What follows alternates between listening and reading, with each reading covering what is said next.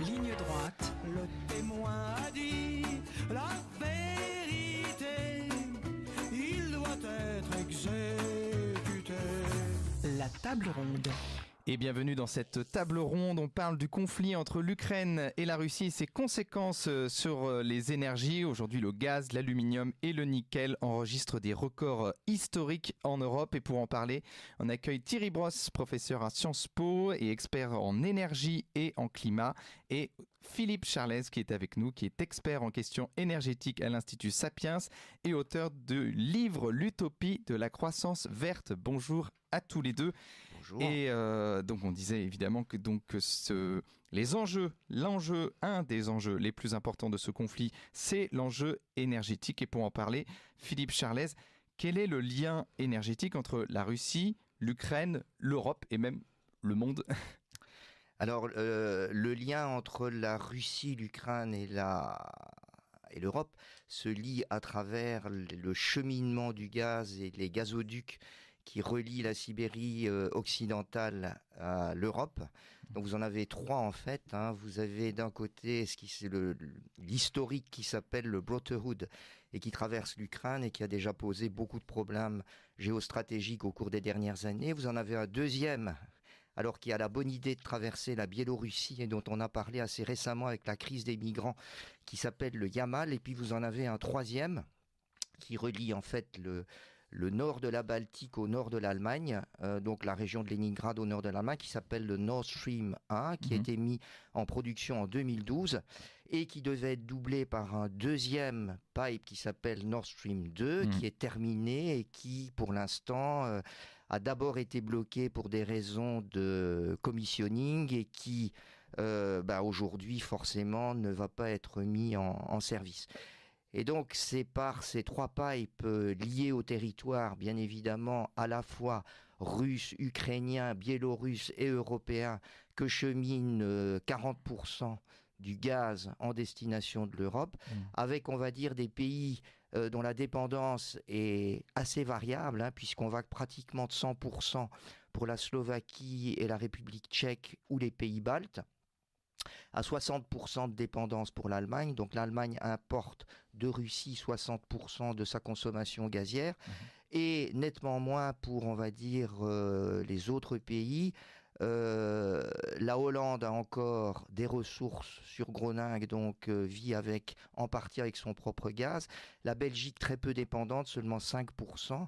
De même que l'Espagne, pratiquement zéro. La France, elle est intermédiaire avec 17% de dépendance pétrolière. Donc on voit que d'un côté, le système gazier est complètement lié au territoire et qu'on ne peut pas du tout le changer du jour au lendemain. Et que deuxièmement, notre approvisionnement gazier, il est fortement lié à la Russie. Et Thierry Brosse, au niveau mondial, est-ce que la Russie a un véritable poids énergétique et est-ce que ça peut être un argument dans sa diplomatie internationale ? Bonjour, effectivement, la Russie a un poids énorme. C'est un des trois plus gros producteurs et exportateurs de gaz, un des trois plus gros producteurs et exportateurs de pétrole. Et donc, effectivement, la Russie peut utiliser ces matières premières. Elle les utilise d'ailleurs, puisque je rappelle que chaque mois, nous, Français, envoyons de l'ordre de $1 milliard pour notre facture gazière à Gazprom. Donc, effectivement, les Russes peuvent jouer cela. Il y a aussi, je rappellerai, un quatrième pipe pour compléter les propos du premier intervenant qui passe par la Turquie. Et donc, effectivement, la Russie peut continuer et a continué et continuera à nous envoyer du pétrole et du gaz et à récupérer la rente pétrolière et gazière. Mais je crois qu'aujourd'hui, on est peut-être dans une situation un peu différente. On se rend compte que mettre la Russie au banc des nations, ça implique mettre des sanctions extrêmement dures, plus dures que ce qu'on a mis sur aucun autre pays. Et ces sanctions plus dures, ça pourrait dire que demain, nous ne soyons plus en mesure d'importer du pétrole, du gaz et du charbon russe. Et donc effectivement, ce que l'on est en train de vivre aujourd'hui, c'est de transformer la crise que l'on avait, c'est-à-dire une crise énergétique et climatique, en y rajoutant une crise militaire et se retrouver non pas qu'avec des prix du pétrole et du gaz très hauts. Le prix du gaz aujourd'hui en équivalent pétrole, c'est de l'ordre de $300 par baril, pour vous donner un ordre de grandeur. Le prix du charbon est multiplié par 2 hier. mais aussi se retrouver avec peut-être des blackouts et une impossibilité de satisfaire toute la demande européenne. Donc il faut réfléchir à ce scénario et voir comment est-ce qu'on peut trouver des moyens pour limiter la casse pour l'économie européenne. Et pour vous, Philippe Charlet, ça joue en faveur plutôt des Russes dans cette crise diplomatique, cette énergie, ou alors plutôt justement il y aura des véritables conséquences sur l'économie russe et donc qui va peut-être amener à sa perte? Alors la situation est un peu particulière parce qu'on va dire que c'est un peu une relation monofournisseur, monoclient. Donc, c'est-à-dire que les pipes qui viennent de Sibérie occidentale dont on vient de parler, ils sont en fait exclusivement dirigés vers l'Europe, aussi un petit peu vers la Turquie, comme le disait Thierry Brosse. Mais il n'y en a pratiquement pas. On vient d'en terminer un, mais pas sur ces champs-là qui va vers la Chine. Ce qui veut dire qu'il y a deux marchés qui sont quand même relativement déconnectés. D'un côté, le marché européen qui repose russe et européen qui repose essentiellement donc sur un approvisionnement par gazoduc, et au contraire le marché sud-asiatique qui repose davantage sur ce qu'on appelle le gaz naturel liquéfié, notamment le gaz naturel liquéfié produit au Qatar, en Malaisie et également en Australie, qui sont des gros producteurs de gaz naturel liquéfié. Et donc, dans la mesure où c'est une relation monofournisseur, monoclient, d'un côté, nous pourrions faire pression sur les Russes en n'achetant plus leur gaz, mais de l'autre, on va avoir du mal à s'approvisionner parce que le gaz naturel liquéfié qui vient des pays dont je vous ai parlé, plus aussi le Nigeria et les États-Unis, il est déjà largement saturé, et comme je vous l'ai dit, à peu près à 70%, Thierry Brosse me corrigera, mais il va vers le sud-est asiatique. Donc, ce qui veut dire que d'un côté, les Russes ont intérêt à continuer à vendre leur gaz puisque c'est une machine à cash et ils ont besoin de beaucoup de cash pour faire leur guerre.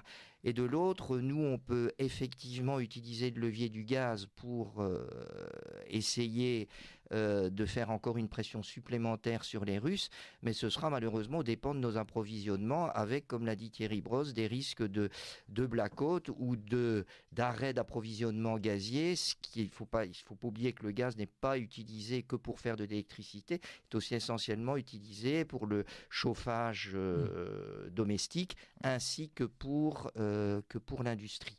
Donc là, je vais dire qu'on est face à un peu à une situation kafkaïenne. Et d'ailleurs, ça n'est pas un hasard si le système SWIFT qui a été arrêté pour l'ensemble des échanges ne s'applique pas pour l'instant aux échanges gaziers. Et Thierry Brosse, qui est en position de force dans cette guerre énergétique entre la Russie, l'Ukraine et le monde occidental en fait? L'Ukraine est en position de faiblesse, ça c'est certain. Pour le reste, effectivement, cela dépend. Si on laisse toujours la main à Vladimir Poutine, nous sommes en position de faiblesse, mais nous pouvons aussi imaginer agir et non pas réagir. Donc effectivement, comme cela vient d'être évoqué, SWIFT permet encore le paiement pour le gaz, mais cela pourrait être arrêté. Et donc effectivement, il faut imaginer comment pourrait être le monde de demain, et demain, c'est vraiment demain, sans gaz, sans pétrole, sans charbon russe. Et sur ces trois commodités, permettez-moi d'expliquer que ces trois matières premières sont un peu différentes. On dit que le pétrole et le charbon sont des matières premières fongibles, c'est-à-dire que vous les mettez sur un bateau et elles peuvent aller à peu près où vous voulez. Et comme l'a évoqué votre premier intervenant, eh bien, le gaz, ça va dans un tuyau et donc ça ne va que vers l'endroit où le tuyau arrive. Et donc, on peut imaginer demain que l'on pourrait peut-être être capable de brûler, alors évidemment, climatiquement, c'est pas très bon, mais de brûler plus de charbon et moins de gaz pour la génération électrique. Et c'est ce genre de scénario qu'il faut imaginer, mettre en pratique, regarder, calculer, pour savoir comment est-ce qu'on peut être plus fort vis-à-vis de Vladimir Poutine pour limiter effectivement les flux financiers vers la Russie.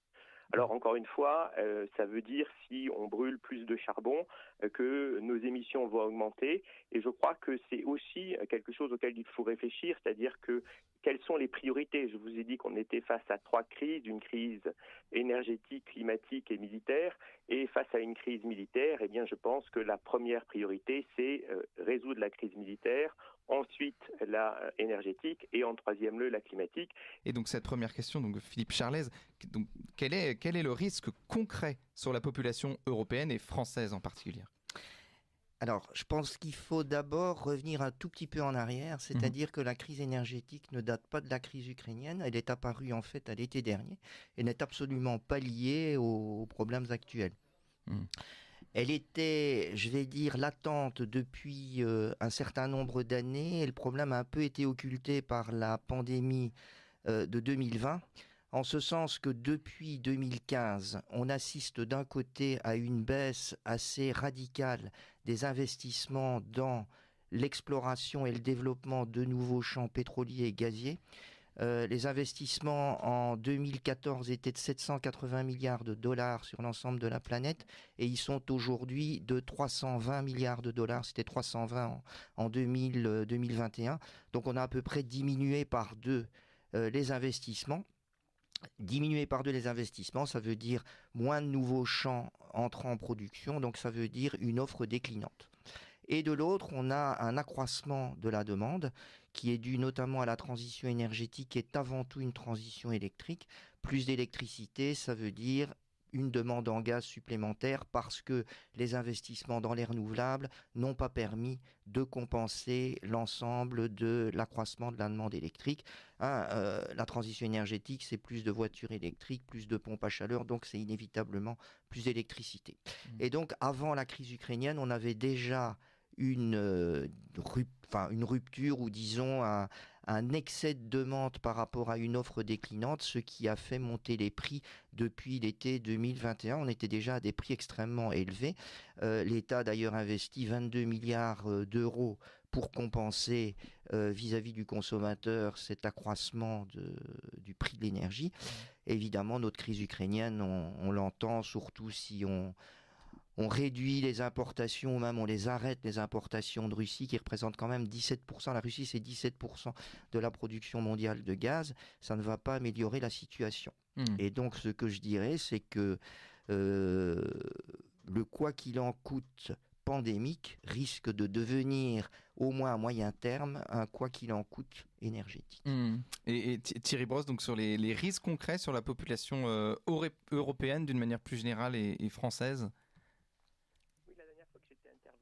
Radio, je vous avais dit que la sobriété énergétique heureuse n'existait pas. C'est-à-dire qu'effectivement, penser qu'on allait pouvoir consommer moins en vivant mieux, etc., était quelque chose qui était une erreur dans la transition énergétique. Aujourd'hui, on est face à un système, comme ce vient d'être expliqué, où on a une crise militaire en plus de la crise énergétique et la crise climatique. Et donc, ce que l'on va devoir vivre, c'est ce que j'appelle une destruction de la demande. C'est-à-dire qu'il va falloir que les prix aillent à des niveaux suffisamment élevés pour que certains d'entre nous ne puissent plus se les payer. C'est terrible à dire, mais c'est comme ça que ça marche en économie. Alors, certains d'entre nous, c'est d'abord les industriels. Les industriels qui font des engrais, aujourd'hui, ne peuvent plus faire d'engrais, puisque le prix du gaz est bien trop élevé par rapport au prix de vente de l'engrais. Et donc, on peut imaginer, il faut savoir, il faut essayer de regarder à quel niveau se trouve ce prix de la destruction de la demande. Et sur le pétrole, eh bien, on peut dire qu'il est forcément au-dessus de $150 par baril. Donc vous voyez, on risque encore d'avoir plusieurs dizaines de pourcents d'augmentation du baril dans les prochains jours pour effectivement commencer à voir la consommation en France et en Europe être limitée. C'est-à-dire qu'effectivement, bien, quand votre plein sera trop cher, eh bien vous voyagerez moins en voiture. Voilà où on en est. Et effectivement, c'est qu'une crise militaire en plus d'une crise énergétique. Et c'est pour ça qu'on va avoir, je crois, cette destruction de la demande. Philippe Charlez, vous pensez qu'il y a un risque de faillite générale européen? Alors, risque de faillite générale, on n'est pas non plus complètement privé d'énergie. Donc, je partage tout à fait ce qui a été dit. C'est-à-dire qu'au lieu de faire une réduction de la demande choisie, ce sera une réduction de la demande imposée par les prix, sachant quand même que il risque d'y avoir des effets collatéraux, parce qu'on dit toujours que l'énergie a une très faible élasticité prix, en ce sens que dans la mesure où vous êtes obligé de venir travailler, vous êtes obligé de venir au bureau, vous êtes obligé de vous chauffer, quand les prix de l'énergie sont très élevés, vous continuez quand même à en consommer. Mais par contre, vous faites des choix, vous n'allez plus au restaurant, vous n'allez plus au cinéma, donc il risque d'y avoir, l'augmentation des prix de l'énergie risque de créer des dommages collatéraux sur l'économie. Alors comment l'État peut-il réagir? On n'a pas un État qui a des ressources à profusion.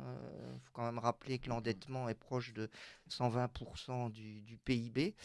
Et donc jusqu'où est-ce que ce que je disais, le quoi qu'il en coûte énergétique peut aller? La question est là. Alors on est dans une campagne préélectorale dont on dit souvent que les promesses n'engagent que ceux qui les croient. Je crois que c'était Charles Pasqua qui avait dit ça dans une époque précédente. Et donc aujourd'hui, tous les candidats vont nous promettre de continuer à aider. D'ailleurs, le président l'a laissé entendre hier dans son allocution. Est-ce que l'État va continuer à pouvoir payer des milliards de dollars, 22 milliards de dollars en 6 mois? Donc vous vous rendez compte, si on extrapole ça sur l'année, ça ferait 50 milliards de dollars. Donc ça signifie davantage que ce que rapporte à peu près l'impôt sur le revenu. Donc jusqu'où l'État va-t-il pouvoir aller? Donc inévitablement, le consommateur devra mettre la main au portefeuille ou réduire sa consommation au risque, comme le dit Thierry Brosse, de baisser le niveau de vie, parce que la première, contribution au niveau de vie, c'est quand même en grande partie l'énergie. Et comme il l'a dit, je suis d'accord avec lui, il n'y a pas de sobriété vraiment heureuse. Et Thierry Brosse, l'Ukraine peut s'effondrer économiquement après cette invasion? Et ça, c'est un peu en dehors de mes compétences. Mais d'un point de vue énergétique, je veux dire... C'est un pays en guerre, et donc là, je laisse cela aux compétences militaires des uns et des autres. Mais encore une fois, je crois que ce que cette crise va générer, c'est ce qu'on appelle en économie une augmentation de la pauvreté énergétique. Et donc, il va y avoir de plus en plus de personnes qui, effectivement, vont avoir du mal à payer leurs factures énergétiques et se nourrir, etc., etc. Et donc, cela, effectivement, l'État devra les aider. Et puis, effectivement, il y a une autre partie de la population qui sera un peu moins touchée, puisque la pauvreté énergétique, c'est quand vous consacrez 10% de vos revenus à l'énergie. Tous ceux qui en consomment un peu moins ou qui ont des revenus plus élevés, effectivement, seront moins impactés. Et est-ce que nous avons donc une souveraineté énergétique plus développée que les autres pays européens, les Français? Oui, ça incontestablement, et grâce au nucléaire.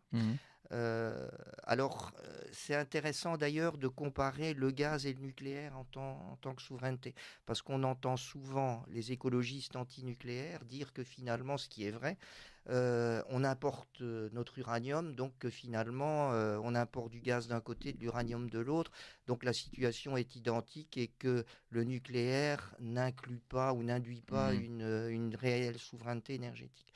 Mais il faut bien différencier les deux. C'est-à-dire que d'un côté, le mégawattheure produit avec du gaz, le prix du gaz représente à peu près 90% du mégawattheure, alors que les investissements dans les centrales gazières, ça représente uniquement 10%. On dit souvent que le gaz est une industrie d'OPEX. Donc OPEX, c'est des dépenses de fonctionnement et non pas des dépenses d'investissement. Et le nucléaire, c'est complètement l'opposé, c'est-à-dire que le prix de l'uranium, c'est quelques pourcents du prix du mégawattheure, et au contraire, c'est le prix de la centrale nucléaire, sa maintenance et surtout les investissements capitaux dans la centrale nucléaire qui font le prix du mégawattheure. Donc déjà, ce qu'on peut dire, c'est que des variations très fortes sur le prix de l'uranium vont impacter relativement peu le prix du mégawattheure. Donc ça, c'est déjà un avantage absolument considérable, puisque quand on multiplie le prix du gaz par 2, pratiquement le prix du mégawattheure va être multiplié par 2, alors qu'au contraire, quand le prix de l'uranium est double, ça n'a qu'un impact très marginal sur le prix du mégawattheure, puisque ça ne joue que pour quelques pourcents. Et la deuxième chose importante, c'est de savoir qu'une réserve d'uranium, donc quand vous rechargez un réacteur nucléaire, vous avez en fait de l'électricité pour entre 1,5 et 3 ans. Alors que le gaz, vous devez l'acheter tous les jours. Donc c'est-à-dire que vous avez d'un côté une dépendance qui est pratiquement journalière, alors que de l'autre, vous avez une dépendance pluriannuelle. Donc ce sont deux situations qui sont complètement différentes. Et donc l'uranium, le nucléaire, même si vous ne produisez pas l'uranium, vous confère une incontestable indépendance énergétique que vous ne pouvez pas avoir avec le gaz, qui est vraiment un marché au jour le jour. Et la solution des énergies vertes, vous y croyez ? Alors, je ne suis pas contre, même si j'ai intitulé mon ouvrage L'utopie de la croissance verte, je n'ai pas dit que j'étais opposé aux énergies vertes, bien au contraire. Ce que je dis, c'est que les énergies vertes ne peuvent pas se suffire à elles-mêmes. On peut en avoir un certain pourcentage dans le mix électrique. Moi, en discutant avec les électriciens, ils expliquent qu'au-delà de 35%, on a des instabilités dans le réseau et ça devient difficilement jouable. Mais ce que j'ai toujours dit, c'est que les énergies vertes, ok, mais elles ont besoin en complément d'une source pilotable. Cette source pilotable, si on ne veut pas le charbon, ne peut être que le gaz ou le nucléaire. Et comme aujourd'hui, on essaye tant que possible d'acheter moins de gaz, la solution, c'est le nucléaire. Mais malheureusement, on ne peut pas augmenter de façon voulue et instantanée la production nucléaire, puisque construire des centrales nucléaires, c'est du temps long. Donc, ce qui veut dire qu'aujourd'hui, on va être obligé de mixer les deux. Mais incontestablement, pour terminer et répondre à votre question, c'est que la France a un avantage compétitif incontestable en ayant gardé son nucléaire et les messages du président qui ont annoncé finalement quand même un virage assez radical dans son discours de Belfort, que notre retour vers le nucléaire, ça va dans le bon sens. Je pense que le nombre d'EPR qu'ils proposent n'est pas suffisant. Ils parlent de, si je me souviens bien, c'était 6 plus 8, ça fait 14. Moi, selon mes calculs, si on voulait vraiment être décarboné en 2050, il faut à peu près une trentaine de nouvelles EPR, notamment pour compenser les centrales qui, même si elles sont prolongées en 2050, il y en a un certain nombre qui devront être fermées. Et Thierry Brosse, c'est un avantage diplomatique, cette souveraineté énergétique de la France par rapport aux autres pays d'Europe ? Oui et non, oui, parce qu'effectivement, la France, comme cela vient d'être rappelé, a cette souveraineté énergétique, mais encore une fois, il faut bien se rendre compte que la France est à l'intérieur de l'Europe et qu'à la fin, l'électron ou la molécule, il est réparti sur la plaque européenne, et donc on doit regarder aussi le prisme européen. Je voudrais juste revenir sur un point sur le nucléaire et le gaz. Effectivement, l'un est en temps long et l'autre est en temps un peu plus court ou moyen terme. Et donc, on va être obligé de remettre en construction et du nucléaire et des centrales à gaz et du renouvelable. Et je crois que l'indépendance énergétique, elle est aussi ce que Churchill avait évoqué, c'est-à-dire la diversification des approvisionnements, c'est-à-dire qu'il va falloir aller chercher du gaz dans d'autres pays, aller chercher du gaz avec des partenaires divers et variés et surtout ne pas être dépendant d'un partenaire à plus de 30%. Vous voulez rebondir là-dessus ? Oui, alors ce que je peux dire aussi, puisque j'avais beaucoup travaillé dans les années 2010-2014 sur les gaz de schiste, j'avais même publié un livre sur les gaz de schiste. Et dans les années 2010-2014, il y a eu un énorme débat en France, si vous vous souvenez, sur les gaz de schiste, un débat à la fois sociétal, et puis derrière un débat économique, parce qu'en fait, le développement des gaz de schiste au prix du gaz de l'époque, on était vraiment à la limite de l'économie. Il faut savoir aujourd'hui, donc Thierry Brosse le disait, on est à un baril équivalent en gaz qui est à $300. Ce qui est d'ailleurs tout à fait une anomalie historique. Le pétrole a toujours été beaucoup plus cher que le gaz, et c'est bien pour ça qu'après le premier choc pétrolier, on a arrêté de faire de l'électricité avec du pétrole et on est allé vers le gaz et le nucléaire. Parce qu'avant le premier choc pétrolier, on fabriquait beaucoup d'électricité avec le pétrole. Et donc aujourd'hui, à ces prix, je vais dire stratosphériques, alors bon, ils diminueront peut-être un petit peu, on espère quand même que ce conflit va se résoudre le plus rapidement possible, mais comme j'ai dit, il y avait réellement une crise énergétique avec une rupture structurelle offre-demande, et donc moi je suis convaincu que les prix vont rester très hauts, et donc aujourd'hui on pourrait très bien essayer aussi de réfléchir à valoriser le gaz de schiste en Europe. Alors c'est un sujet tabou que je mets sur la table, mais qui à mon avis mériterait d'être redébattu, parce que même une petite production gazière européenne, c'est quand même un biscuit, un atout pour négocier éventuellement l'importation de prix gaziers. Parce que le marché gazier n'est pas non plus complètement extensible. Il est aujourd'hui assez saturé. Rendez-vous compte, la Russie, 17% de l'approvisionnement mondial, coupé 17% du jour au lendemain, vous avez alors une rupture absolument structurelle et long terme. D'autant que le pétrole, le gaz, c'est un peu comme le nucléaire, c'est quand même aussi du long terme. Je suis bien placé pour le savoir. Là, entre disons, le premier coup de marteau pour rechercher un champ gazier et sa mise en production, il s'écoule une dizaine d'années. Donc, c'est-à-dire que on ne va pas comme ça remettre en production des champs instantanément. Donc, on est bien dans le temps long et c'est pour ça que les réactions par rapport à une situation, une crise instantanée, c'est quand même relativement complexe. Et Thierry Brosse, sur le gaz de schiste, vous pensez que c'est une solution pour anticiper une souveraineté énergétique de la France ?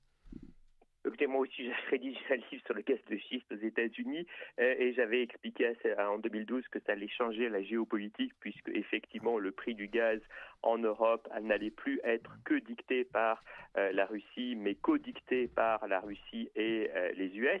Et heureusement, finalement, que les États-Unis ont mis en production tous ces champs de gaz de schiste. Effectivement, il y a eu un débat européen et ce débat est clos. Alors, est-ce qu'il reviendra sur la table? Je n'en sais rien. Mais je pense qu'il faut aussi regarder la production de gaz ou de pétrole conventionnel en Europe. Je crois qu'on a trop fait confiance à ce que j'appelle ce système de société où on s'est dit il faut être absolument vert, il faut être responsable, il ne faut plus rien produire en Europe. Et on a arrêté notre propre production. Alors, les Hollandais ont choisi d'arrêter à Groningen, mais on a aussi arrêté ou limité les productions en mer du Nord. Et peut-être qu'effectivement, si on produisait notre pétrole et notre gaz un petit peu, et rappelons que ce qu'on produit en Europe est forcément beaucoup plus propre que ce que vous produisez n'importe où ailleurs, puisque nous avons les réglementations les plus dures au monde, eh bien effectivement, nous serions de facto un peu plus indépendants. Et donc je crois qu'effectivement, remettre sur la table la production conventionnelle ou non conventionnelle, mais je mets plutôt la conventionnelle, production conventionnelle, pétrole et gaz sur la table en disant peut-être qu'en Europe on pourrait relancer des programmes, ne me semble pas complètement aberrant dans cette crise. Philippe Charlez. Oui, alors oui, bien que les grands champs gaziers européens, donc mer du Nord, on avait Lac en France, ou Groningen que vous mentionnez, dont la production était fortement réduite, non pas pour uniquement des raisons de déclin, mais pour des raisons de microsismiques, donc la déplétion du champ induisait des micro-tremblements de terre dans la région de Groningen, et donc c'est pour ça que Shell a fortement réduit sa production gazière. On a quand même en Europe des champs qui sont relativement matures et dont la production est déclinante, hormis la Norvège qui garde un énorme potentiel, sachant que la Norvège ne fait pas partie de l'Union européenne. Alors, il y a d'autres sources qui peuvent être intéressantes. Il y a eu d'énormes découvertes, notamment dans l'Est méditerranéen, au large d'Israël, au large du Liban, aussi en Égypte, le fameux champ de Zohr qui a été mis en production dans un délai absolument fantastique par la société italienne Eni, donc Agip pour ceux qui connaissent la marque, la compagnie pétrolière. Alors, il y a également des problèmes géopolitiques dans la région qui sont notamment liés à la Turquie, puisque la Turquie, vous savez qu'il y a des différends autour de Chypre. Et donc, entre la Grèce, la Turquie, Chypre, le Liban, il y a des revendications territoriales qui ne rendent pas les développements aisés. Mais Israël et l'Égypte pourraient en Méditerranée, alors les pipes n'existent pas pour l'instant, notamment entre ces pays et la Grèce.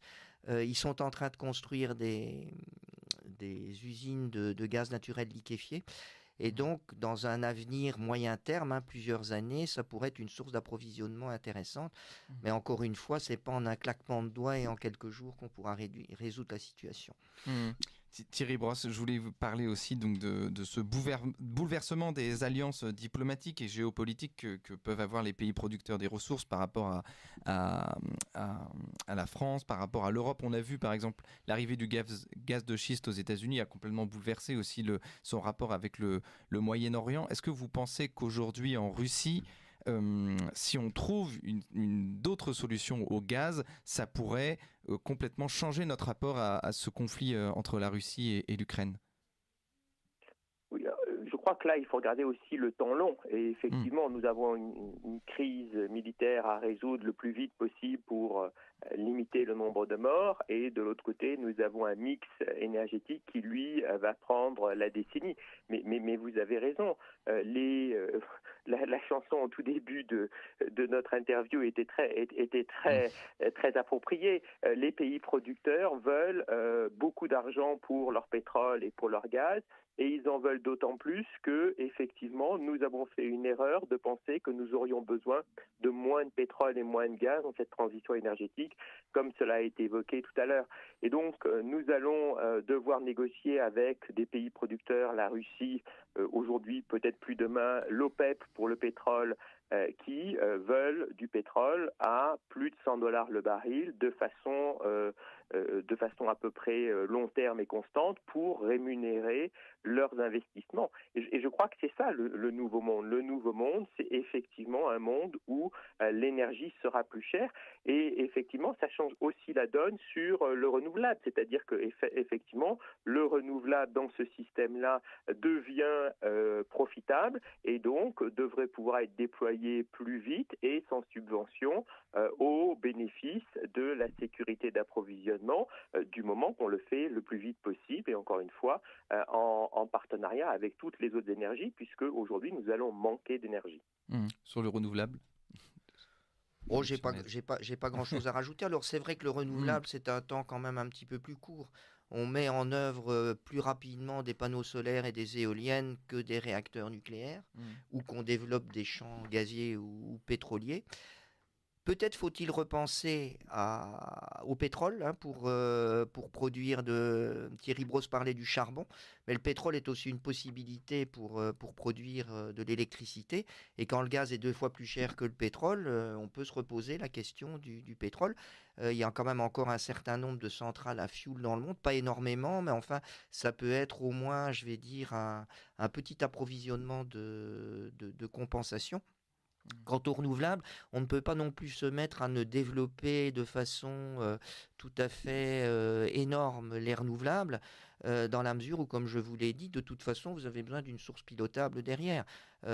Cette année, au mois de janvier, à l'heure de pointe, à 19h, le soleil plus l'éolien fournissait 2% de l'électricité. Donc si vous n'avez pas derrière des sources renouvelables, des sources pilotables pour compenser, à ce moment-là, on entre dans la sobriété énergétique subie, comme on l'a dit, elle ne sera pas nécessairement heureuse quand il fait 0 degré en janvier.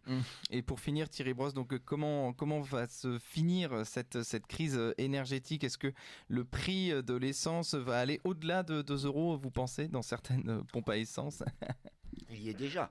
Il y est déjà. Elle y est déjà, oui. Comment Alors, le réduire en 30 secondes? Oui, je crois qu'on est face à une nouvelle page énergétique et donc c'est ça aussi notre avantage, c'est de réfléchir à comment est-ce qu'on peut faire l'énergie de 2030 le plus décarbonée possible et avec une sécurité d'approvisionnement la plus importante possible au profit des Français. Et de ce côté-là, je rebondis sur ce que Thierry Brosse avait dit, c'est l'Europe. La transition énergétique, on l'a vu, c'est beaucoup d'électricité et puis aussi du gaz inévitablement parce que le nucléaire ne pourra pas tout faire. Le gaz et l'électricité, c'est fortement lié au territoire. Il n'y a pas de frontière au gaz et à l'électricité pour les véhiculer. Et donc ça veut dire que j'espère que ce conflit que l'Europe va prendre conscience de l'importance de l'intégration énergétique européenne, ce qui n'a pas toujours été le cas au cours de ces 20 dernières années, avec des pays qui ont plutôt fait égoïstement une transition énergétique nationale. Merci beaucoup Thierry Brosse, professeur à Sciences Po, et Philippe Charlez. On rappelle que vous êtes l'auteur de l'Utopie de la croissance verte.